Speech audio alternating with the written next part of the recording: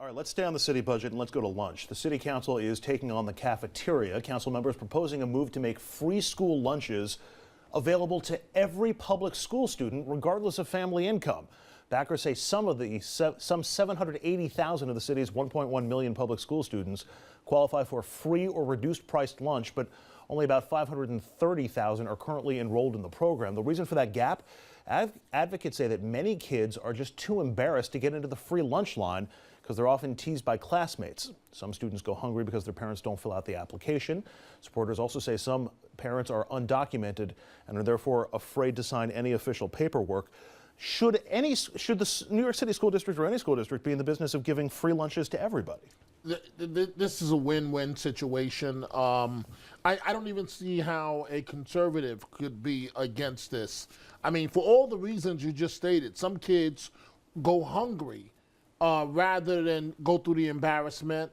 For many of these kids, because I know because I was one of them, for many of these kids, this may be the only balanced meal, frankly, that they have throughout the entire day. Nobody's going to argue the merits of a free lunch to a child who's in need. I don't think anybody would. It saves money by reducing bureaucratic paperwork.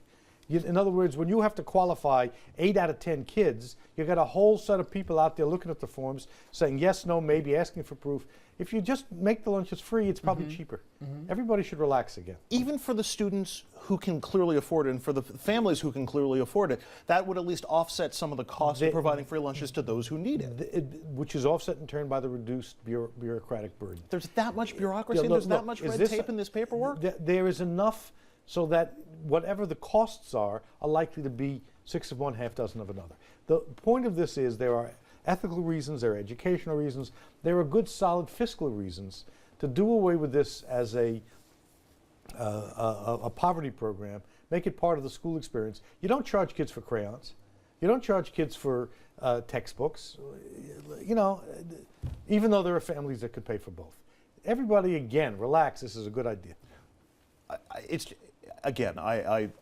For kids who are in need, I understand. For kids who are on the margin of being in need, I understand. No, we're talking about lunch. Textbooks? We're talking about lunch. I'm talking about textbooks. But when there are students who could easily leave the school building, go out to whatever the nearby restaurant is, and do that every day, textbooks, and you're going to give them a free lunch. Crayons. This is the kind of program. Make them answer. Textbooks and crayons, I get it. That's part of the school process. That's part of the tools that you need for education. But when people look at Melissa Mark-Viverito, when they look at Bill de Blasio and they say liberal loons on the left and start denigrating, this is the kind of thing that they're gonna hang on. Anybody who's going to say that is going to say it no matter what you do about school lunches.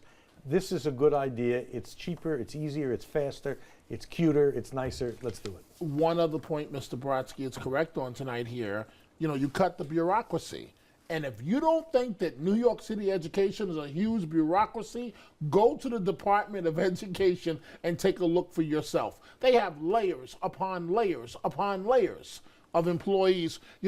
One thing Brodsky may get angry at or disagree with me on is the fact that one thing that Rudy Giuliani said, and I was in the room when he said it, and I kind of agreed with him, and it was during one of his State of the City addresses, and he says, you know what? We ought to blow up the Department of Education. And he said it with a straight face. And there are some, for the bureaucracy, there are some that agree with that. But this is a win-win. Stop helping me, and it's Colonel Brodsky to you. Look, it's a fair point. I just think it's tough to sell, and it's tough to sell. It is tough to sell. How do you? Okay. Because you're giving free lunches to kids who can totally afford it. But these are not kids in Westchester. I mean. Oh, no. So it's geographic? No. Can we move on, please? We were doing very well.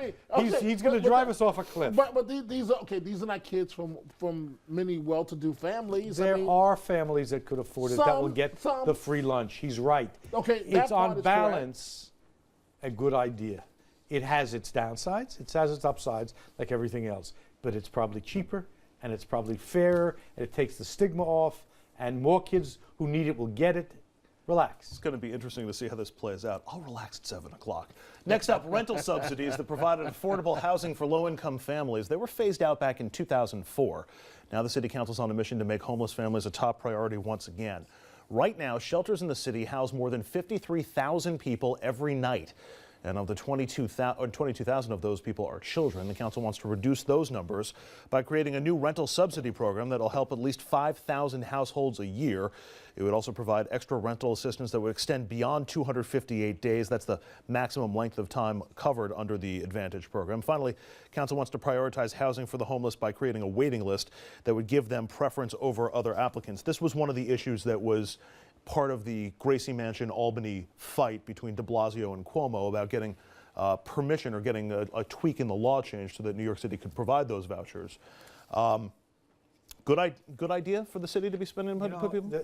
Now is where you should bring in your stuff about whether there's too much of this giveaway. This is not, and the plight of homeless people commands all our respect and attention. But this is where eventually these little things added up will cause a debate about how much public support any New Yorker, any American, any citizen, any resident should be able to get. Let's stick with this. Let's go for the macro argument. Stuff makes sense. Let's go for the macro argument then. It's one thing to provide shelter and provide temporary assistance for families who are homeless. Should it be the responsibility of government to provide permanent, or at least a pathway to permanent housing for anybody who doesn't have? We've always done that. Sometimes we did it by building apartments, public housing. Sometimes we do it in Westchester by subsidizing the mortgage deduction. There are all kinds of government concessions to permanent housing. They're good ideas. Eventually, if you're going to do away with the homeless voucher program because it's the government getting involved in housing, you got to do away with the mortgage tax deduction for the same reasons, and that's not a good plan. We're in a political atmosphere where it's hard to think these things through without it turning into a debate about Ayn Rand and takers and makers, which is generally nonsense. The point of it is, if this takes people out of the shelter system into permanent housing, helps create a market for permanent housing that private sector can help develop, it's a good thing. Is this something that New York City should be doing all the heavy lifting on? I mean, no help from Albany on this, no help from Washington on this? Well, here's the problem that's going through my mind as we speak. When I started in journalism nearly 30 years ago, I remember these same vouchers, and there were hotels on 42nd Street near the Lincoln Tunnel where the landlord was receiving $3,000 and $5,000 a month vouchers for people to live in something that was a dump. And so here we are 30 years later.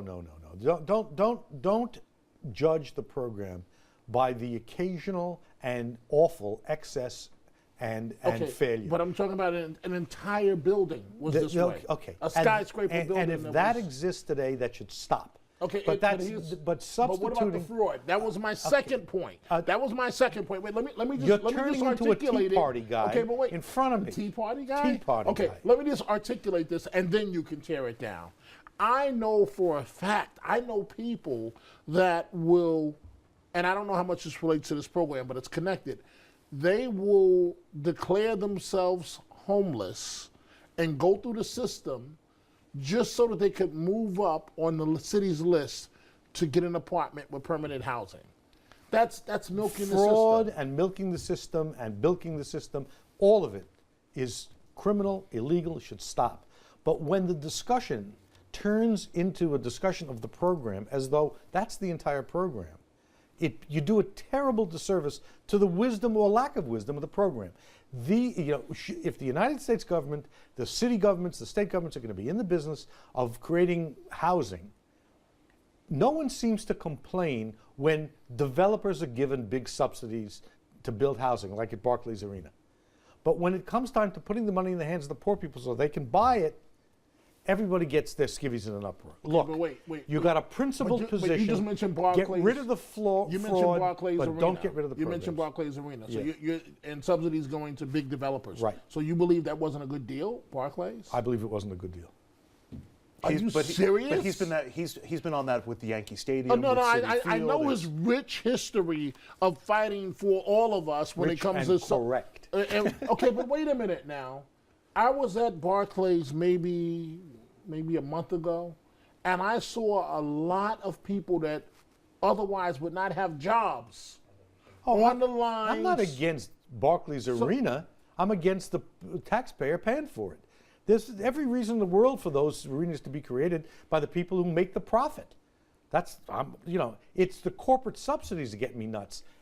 And you're picking on the homeless family for $12 a month while applauding the hundreds of millions given to Ratner. But I'm not, Come on, picking on the homeless I'll give you the family. last word. I'm not picking on the homeless family for $12 a month. What I am saying to you is 30 years ago, I saw the system being milked where landlords were receiving $3,000 to $5,000 for somebody to stay in a closet. That's not and the 30 system years later, today. it's the same thing. It's not the same thing, Yes, Dominic. it is. You Yes, don't it know is. that, and you're making assertions that you can't back. All right, we're gonna We stop. can back that up because we can easily check. Then before you make the accusation, check. Okay, we're gonna stop. We're gonna stop this right there. We're gonna take a break here on RFL. I don't Up want to next- stop it. Up next, marijuana takes center stage in politics on the local and national level.